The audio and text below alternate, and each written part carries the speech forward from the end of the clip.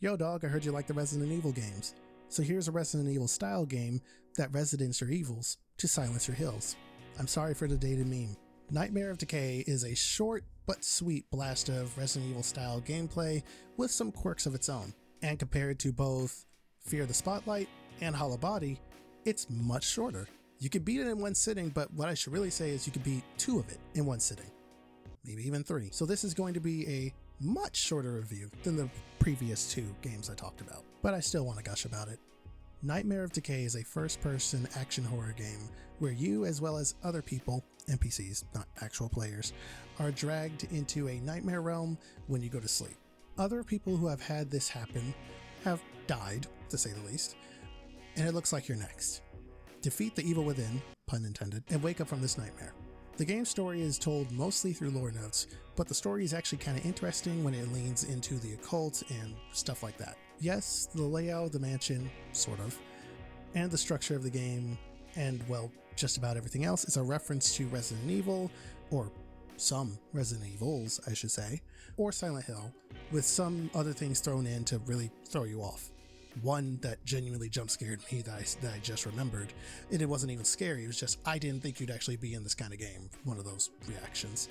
But it's still a very fun package overall and can stand on its own 2 legs.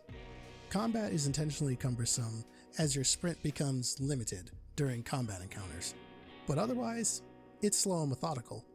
You can't fine aim in this game, so you have to wait for the crosshairs to shrink enough to give yourself a better chance at actually hitting the enemy with your gunshot. Enemies you'll encounter will include zombies, which are slow and shambling, zombie dogs, because of course there are, and cult members with guns. Where have we seen that before? There are other enemies, but I'm not going to spoil that. The game is generous with ammo and health items on normal mode, which is the mode that I played it on, but it's not that generous, so you still need to be careful with how much you use them. Save points are plentiful though, which is nice. The game has a lot of little puzzles, but none of them are particularly difficult. Again, if you're familiar with Resident Evil, then these puzzles will just feel like more bite-sized versions of puzzles you've already done. That's not a bad thing though. I appreciate how straight to the point they tend to be and how quickly some of them can be solved. Speaking of speed, the game has a timer in the top left corner of the screen when you pause the game, showing your playtime.